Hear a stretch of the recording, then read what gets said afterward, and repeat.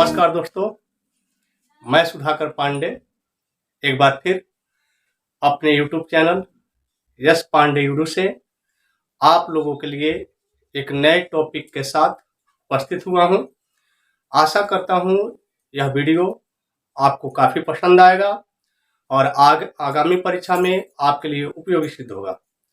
अगर यह वीडियो आपको अच्छा लगे तो मेरे चैनल को लाइक, सब्सक्राइब और दोस्तों में शेयर जरूर करेंगे। दोस्तों, हम लोग का जो टॉपिक है वह है प्राचीन भारतीय इतिहास। प्राचीन भारतीय इतिहास में मैंने बहुत सारा वीडियो बना दिया है, जिसे अगर आप नहीं देखे हैं तो जाकर प्लेलिस्ट में देख लें। प्लेलिस्ट में सारे वीडियो अवेलेबल हैं। दोस्तों, हमने मौर्य काल पढ़ा दिया है और मौर्य काल के बाद मौर्योत्तर काल में मैंने आपको हिंदू यूनानी वंश भी मैंने पढ़ा दिया हुआ है। उसे भी आप जाकर देख लें, जो काफी इंपॉर्टेंट होगा। दोस्तों, आज का जो वीडियो है वह आपका मौर्योत्तर काल से संबंधित है, जो शक वंश से संबंधित है। मौर्योत्तर काल में शक वंश। मौर्योत्तर काल में कौन पहला था? हिंदू यूनानी था। उसके बाद से शक है, शक के बाद पल्लव है और पल्लव के बाद आपका कुषाण वंश है। तो यूनानी का चर्चा हमने कर चुका है, अब आएंगे शक वंश पे। कह रहा है दोस्तों कि यूनानियों के बाद शक भारत में आए थे। यूनानी पहले और शक उसके बाद, जो पूर्वी ईरान क्षेत्रों से होकर भारत आए थे। दोस्तों, क्वेश्चन पूछेगा कि शक किस क्षेत्र से होकर के भारत आए थे, तो हम लोग का आंसर होगा पूर्वी ईरान। बहुत ही इंपॉर्टेंट है दोस्तों, इसको ध्यान में रखिएगा। अब कह रहा है दोस्तों, शक जो थे मध्य एशिया के निवासी थे, जो चारागाह की खोज में भारत आए थे। उनका कोई उद्देश्य नहीं था कि भारत में आक्रमण करें। उनका मुख्य उद्देश्य यही था कि चारागाह की वे लोग तलाश करें, और चारागाह की तलाश करते जब यहाँ पे आए तो वो पाए यहाँ पे हिंद यूनानी है जो काफी कमजोर है। तो उन्हीं की कमजोरियों का फायदा उठाकर इन्होंने क्या किया, अपने वंश का स्थापना यहाँ पर कर दिया। आगे दोस्तों, शकों की 5 शाखाएं थी। जो शक थे वो 5 शाखाओं में बटे हुए थे और 5 शाखाओं का अलग अलग राजधानी था। दोस्तों, तो शक 5 शाखाओं में बटे थी। हर शाखा की राजधानी भारत और अफगानिस्तान में थी। क्लियर? आगे दोस्तों, पहली शाखा की राजधानी अफगानिस्तान थी। दूसरी शाखा की राजधानी पंजाब थी। ये वाला वर्तमान पंजाब जो भारत का पंजाब वो नहीं है दोस्तों, पाकिस्तान का पंजाब, जो पहले तक्षशिला में शामिल हुआ करता था। तीसरी जो थी मथुरा थी। चौथी जो थी पश्चिमी भारत थी। और 5वीं जो राजधानी थी वह थी दक्कन की ऊपरी क्षेत्र। इसको दोस्तों थोड़ा सा एकदम दिमाग में रखेंगे, ये काफी बार परीक्षाओं में पूछा हुआ है। शक कितने शाखाओं में बटे हुए थे? तो 5 शाखाओं में बटे हुए थे। उन 5 शाखाओं की राजधानी अलग अलग थी और 5 शाखाओं की राजधानी भारत और अफगानिस्तान में ही सीमित थी। पहली शाखा की अफगानिस्तान, दूसरी की पंजाब, तीसरी की मथुरा, चौथी की पश्चिमी भारत और 5वीं की दक्कन प्रदेश में। अब कह रहा है दोस्तों, शकों का जो पहला शासक था वह था मोअ। अंडरलाइन किया हुआ है तो दोस्तों इसका देख लेंगे। शकों का पहला शासक मोअ था तथा सबसे प्रतापी शासक रुद्रदामन प्रथम था। ध्यान रखिएगा रुद्रदामन प्रथम को।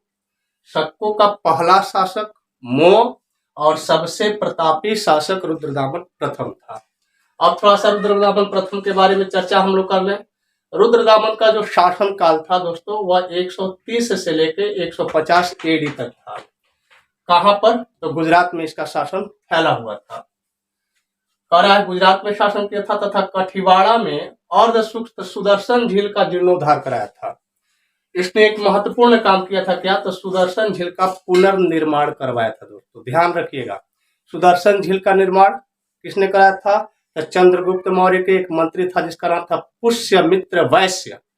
पुष्यमित्र शुंग नहीं, पुष्यमित्र वैश्य है ना। तो सुदर्शन झील का पुनर्निर्माण किसने करवाया था? तो सुदर्शन झील का पुनर्निर्माण करवाया था शक शासक कौन था?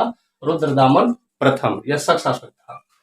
रिपीट करते हैं, तो सुदर्शन झील का पुनर्निर्माण किसने करवाया? रुद्रदामन। कौन था? शक शासक था। कह रहा है दोस्तों, सुदर्शन झील का निर्माण चंद्रगुप्त मौर्य का मंत्री पुष्यमित्र वैश्य ने करवाया था। इसको थोड़ा सा ध्यान देंगे।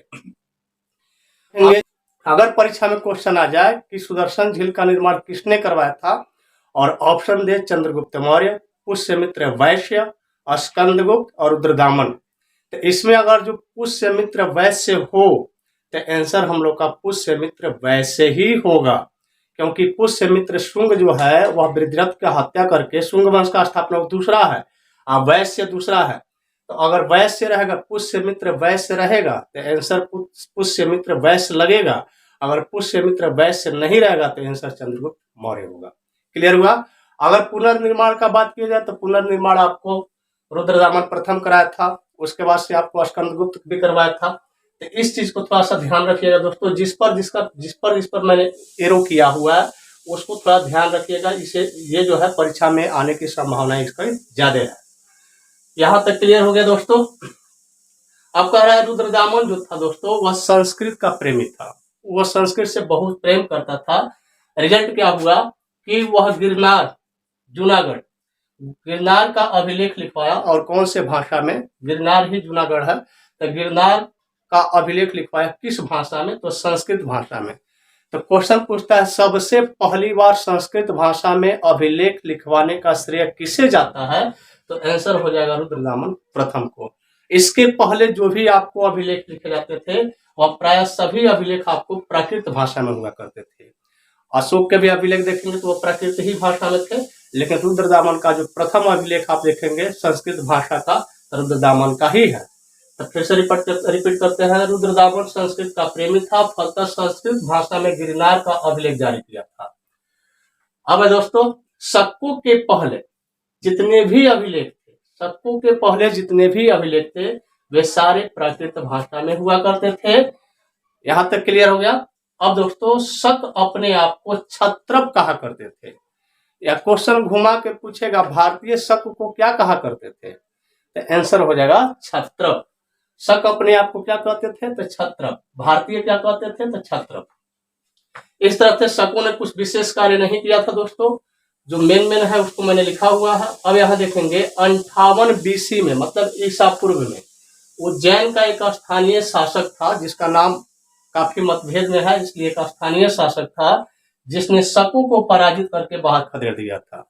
तो शकों को पराजित करने वाला व्यक्ति कौन था? शासक कौन था? तो उज्जैन का एक स्थानीय शासक था और पराजित करके उसे बाहर भेज दिया और एक उपाधि धारण कर दिया, क्या? विक्रमादित्य का। तो विक्रमादित्य इतिहास में टोटल कुल कितने हुए हैं? टोटल इतिहास में विक्रमादित्य की संख्या 14 है दोस्तों। क्वेश्चन पूछेगा कि संपूर्ण इतिहास में, संपूर्ण भारतीय इतिहास में कितने विक्रमादित्य हैं? आंसर होगा 14। उसमें सबसे इंपॉर्टेंट कौन है? तो गुप्त वंश शासन काल में आपको चंद्रगुप्त सेकेंड जो है वह सबसे महत्वपूर्ण है। तो विक्रमादित्य टोटल कितना? 14। विक्रमादित्य किसी का नाम नहीं है दोस्तों, ध्यान रखना है, उपाधि है। धारण करते हुए 58 ईस्वी में सबको हराया था, शकों को 58 BC में हराया था और 58 BC में हराते हुए उसने एक संवत स्टार्ट कर दिया था जो कहलाया कौन संवत? विक्रम संवत। तो क्वेश्चन पूछेगा विक्रम संवत कब से शुरू हुआ है? तो आंसर हो जाएगा 58 BC में। तो विक्रम संवत का शुरुआत किसने किया था? तो शक शासकों ने। कौन शासक? तो विक्रमादित्य ने। क्लियर हुआ। अब दोस्तों क्वेश्चन पूछेगा कि विक्रम संवत चलता कहाँ पे है? तो आंसर हो जाएगा दोस्तों हम लोग का नेपाल में। विक्रम संवत जो है नेपाल में चलता है और भारत में शक संवत चलाया जाता है दोस्तों। यह हो गया। लास्ट टॉपिक है हम लोग दोस्तों, शकों ने भारी मात्रा में चांदी के सिक्के जारी किए हुए थे। तो सिक्का पर थोड़ा सा हम लोग चर्चा कर लें। सबसे पहले सोने के सिक्के किसने जारी किए थे? तो हिंदू यूनानियों ने। चांदी के भारी मात्रा में शकों ने। सबसे ज्यादा सोने के सिक्के गुप्त वंश के शासकों ने और सबसे शुद्ध सोने के सिक्के तो कुषाण वंश के शासकों ने चलवाया हुआ था दोस्तों। इस तरह से शक समाप्त होता है। मिलते हैं अगले वीडियो के साथ, लेते हैं विदा। तब तक के लिए जय हिंद, जय भारत, थैंक यू।